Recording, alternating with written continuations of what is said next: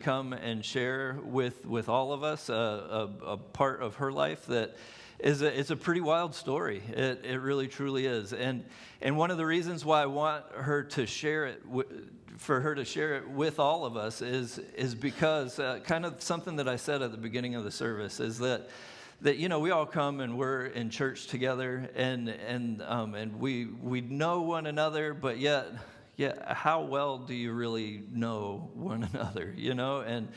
And we're celebrating this idea of hope this morning and the hope that God has for this world and man, like this, through getting to know one another, that's how that hope continues. So Tanya, come on up, and everybody give her a round of applause. And if any of the little ones need to take a break during the service or anything, there is a wiggle room back in the back, and they're welcome to go. And there's some toys and some color pages and all of that stuff. They're welcome to be there, but we don't mind you wiggling. We would like for you to be here, but that is an option for you. So Tanya.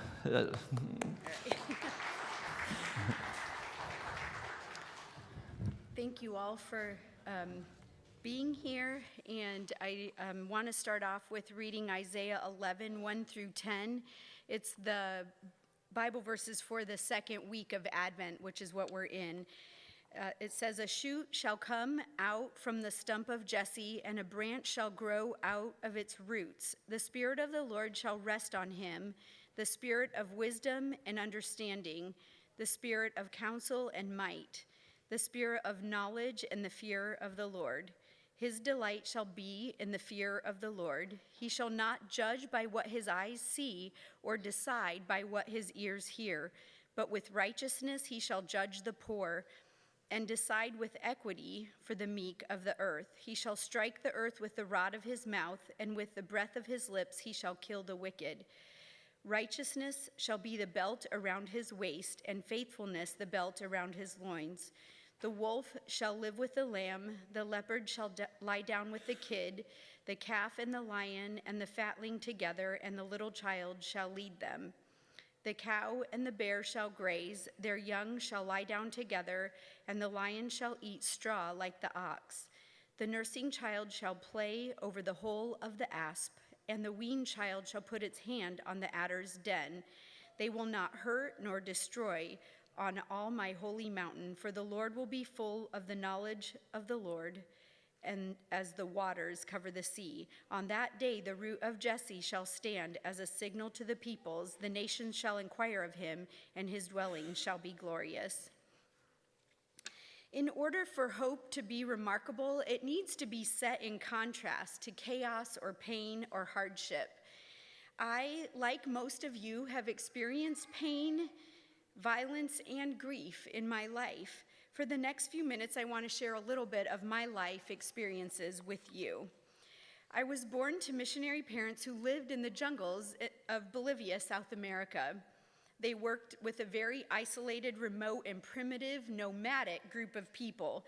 They were being killed like animals by the Bolivian oil workers who were trying to discover more oil out in the jungle areas of Bolivia. New Tribes Mission contacted the government and said, if we can establish a friendly contact with this group, will you give them some land to live on? And that's exactly what happened. They had to be taught how to live non-nomadic in a house and farming, and they still hunted. But that's where I grew up, in the jungles of Bolivia, South America.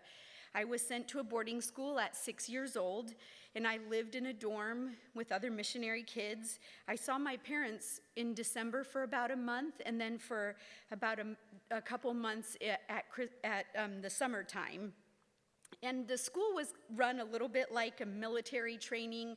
We woke up with a bell in the morning, and even as a 6-year-old girl, I had to jump out of bed and make my bed and take care of all my responsibilities.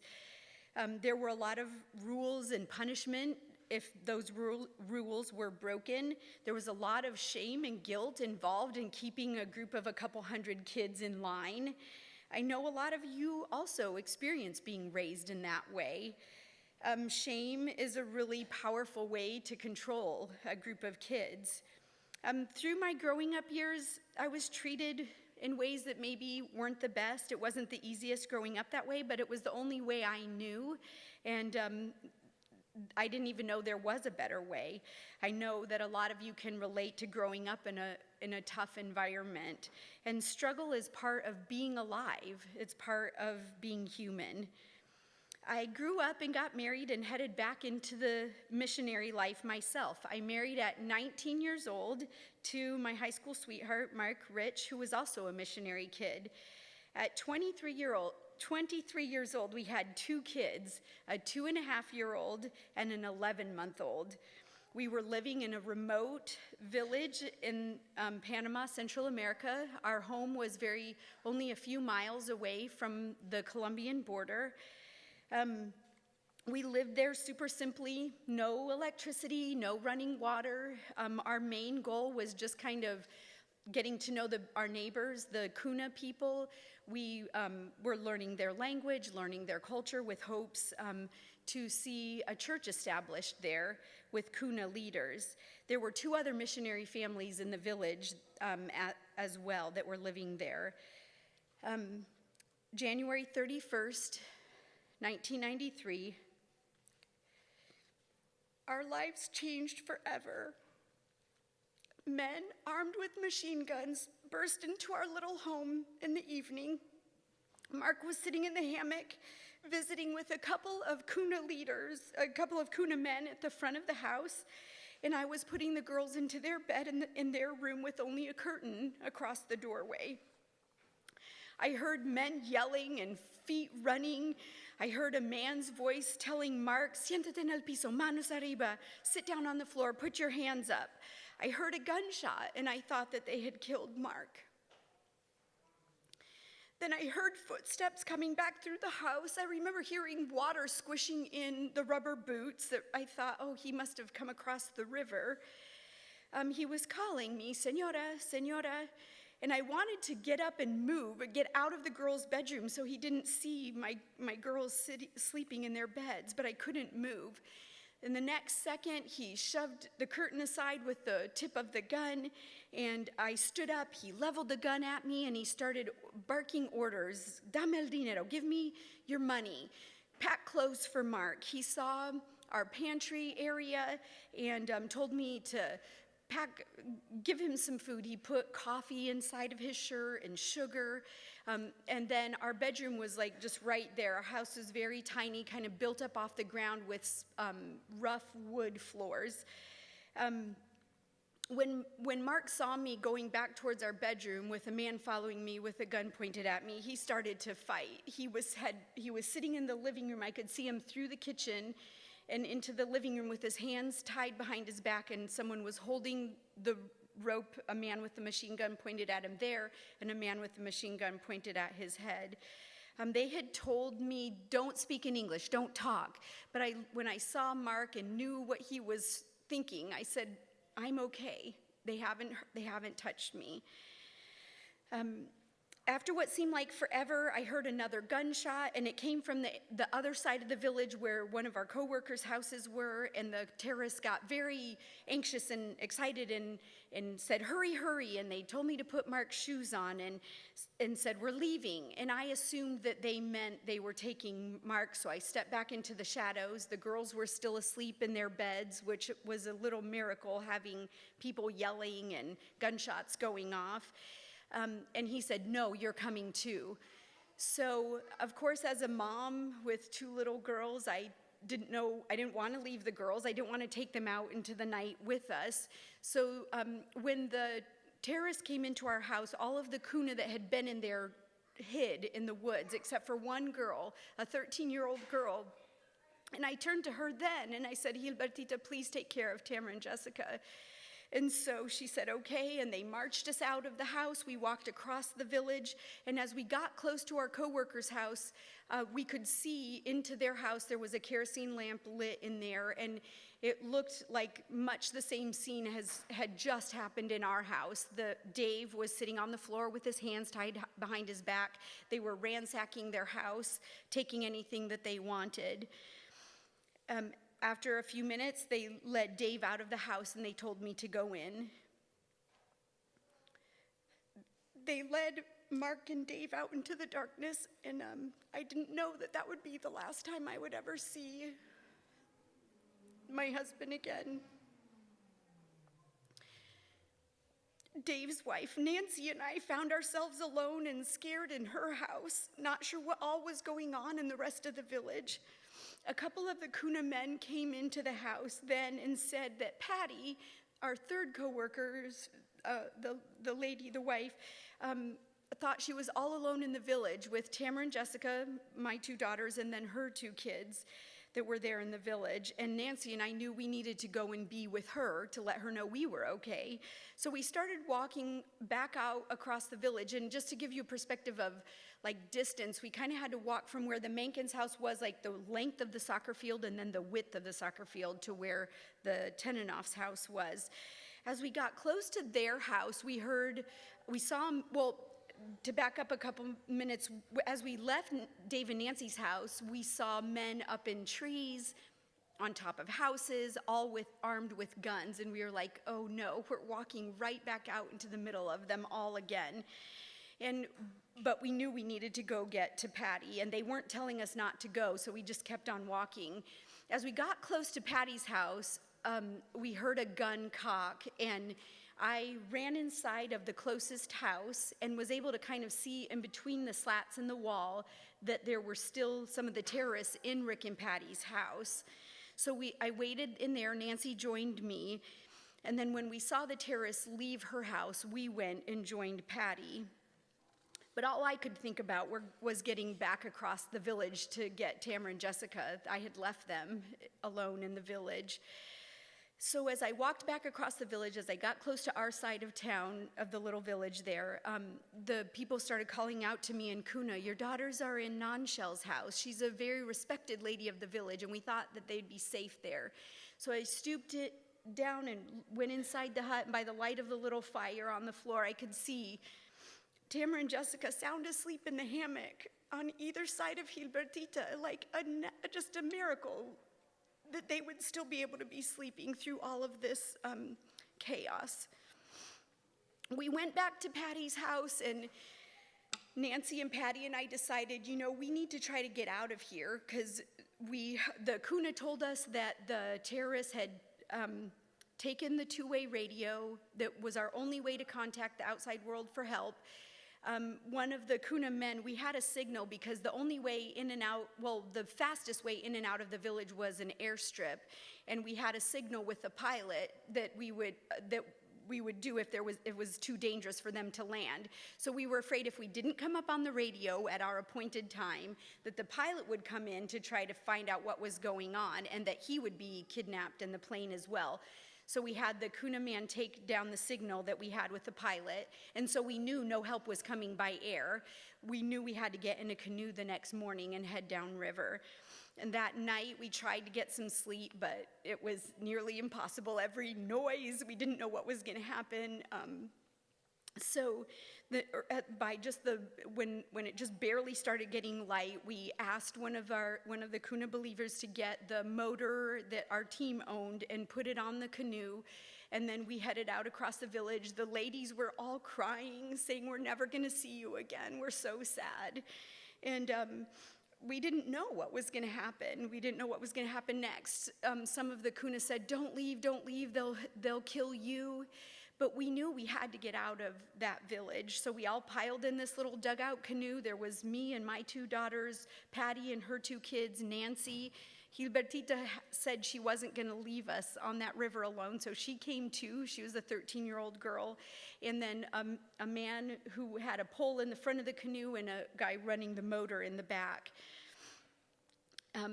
We didn't have the motor down at first. We just kind of quietly floated downriver trying to find out if there was any danger along the river, and then after a while they put the motor down, and we stopped at the first village that had a two-way radio, and contacted our mission organization and asked them to meet us at the next village that had an airstrip. And to make a long story short, it took us all day long to get out of the jungle to the town that had the airstrip. It was peaceful as far as looking at the animals, we tried to keep the kids calm, looked at the wildlife, the trees, but inside there was such a battle raging in my heart. Like, God, I was serving you, doing what you asked us to do, sharing your word with people who had no other chance to hear, and yet you let this happen. I'm 23 years old. I need my husband. I can't raise these two girls alone. I was really angry at God for letting this happen. We ended up flying out to Panama City, landed just as it was getting dark, and stayed with some different friends there in Panama City. In the coming days, the terrorists came up on the two-way radio that they had taken from our house, and from Patty and Rick's house, and demanded $2 million ransom for Dave, Mark, and Rick, the men that they had kidnapped, my husband and the two other co-workers. We flew back here to the United States and began long years of waiting and not knowing what was going to happen. The first year, the terrorists would occasionally make contact via the two-way radio, making demands. They gave us a couple proofs of life in the form of Mark's voice recorded on a cassette and then played over the radio. We never got to talk directly to them, but they would have pertinent information like the date or some current event, so we'd know that they were still alive. But after about the first year and a half, there was no more communication. The first year was full of like really high highs, very low lows. We'd get a message, well, there's 3 gringos walking out of the jungle. Maybe it's them. And some of the crisis team that New Tribes formed would go and check, and it wasn't them. And then I remember one day in particular getting news the same day that there were bodies in a morgue that needed to be identified to see if it was Mark and Dave and Rick. So just high highs and low lows that first year. I'll never forget the day that my then 2.5-year-old said, "Mommy, please tell me about the man who used to carry me on his shoulders." And she was talking about her dad, that she was forgetting him. The years after that first year were hard in a different way. The terrorists stopped making contact on the radio. We only heard rumors from terrorists who would turn themselves into the government and then say, well, I had been with Dave and Mark and Rick in this and that area. And so that's how we got information. But we waited for 8.5 years, not knowing whether they were alive or dead. Every year the girls would ask for their dad to come back for their birthdays and for Christmas, and that was the one thing I couldn't do for them. Toward the end of that time, we started hearing more and more stories that Dave, Mark, and Rick had been killed. The stories corroborated, and we realized that we had enough reliable information, kind of like a puzzle where you have most of the pieces, but there are just a few pieces missing, that Dave, Mark, and Rick had been killed about 2 years after they were kidnapped. We've never recovered remains, but we do, as recently as like 10 years ago, have had eyewitnesses who said they were there and told us how they died. My story's not something you hear about every day, but struggle and pain is common to each of us. Pain and fear are the same, no matter how big or how little the circumstances causing it may seem. Anger, doubt, fear, despair are all feelings that we struggle with. There were many days that I didn't want to continue living. I never had a plan of how to end my life, but I did wish many days that I wouldn't wake up in the morning. I felt like anybody could be a better mom to Tamara and Jessica. The past was dark, the future looked really grim, and the present was almost unbearable. There were Christians who told me, just trust God, as if struggle and hurting were ungodly.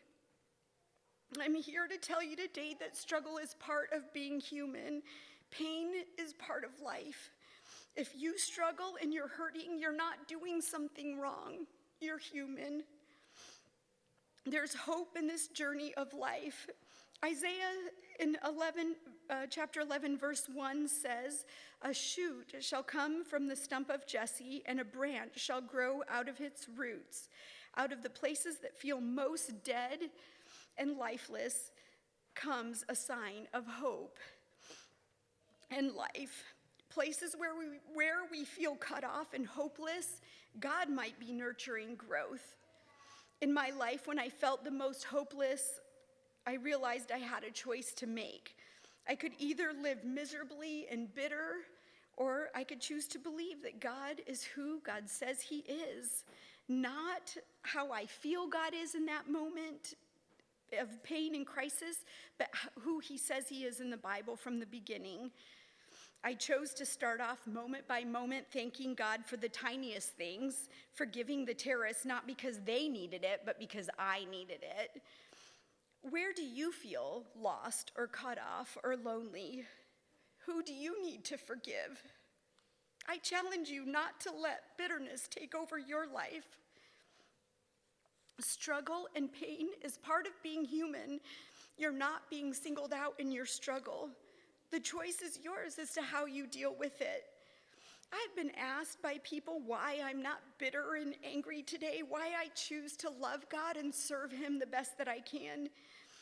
And as I've thought about it, I've realized it's not because of the Bible verses that people gave me on slips of paper or the sermons that I heard, but it's because of the people who came alongside of me when I was lonely and weary and scared, single mom, and they said, let me wash your dishes for you, let me sweep your floor, let me watch your girls so you can just rest for a minute. Those were the people that were Jesus to me, and those were people that gave me hope.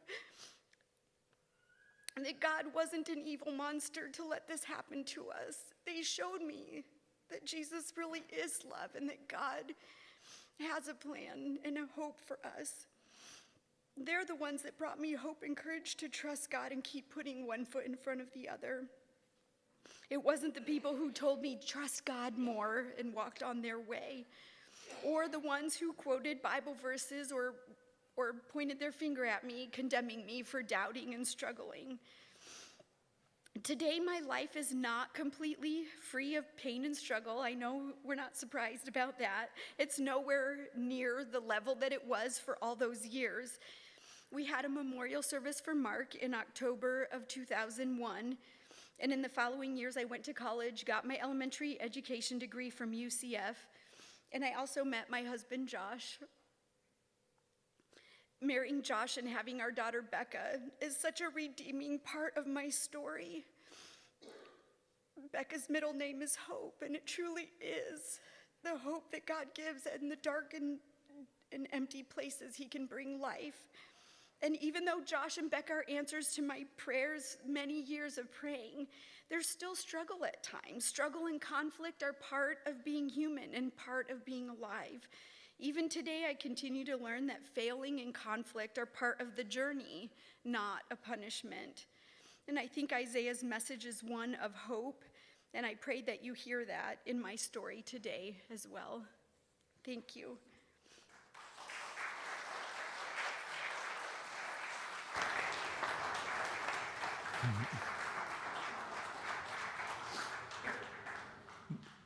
And I'm going to hug you too, and I want you to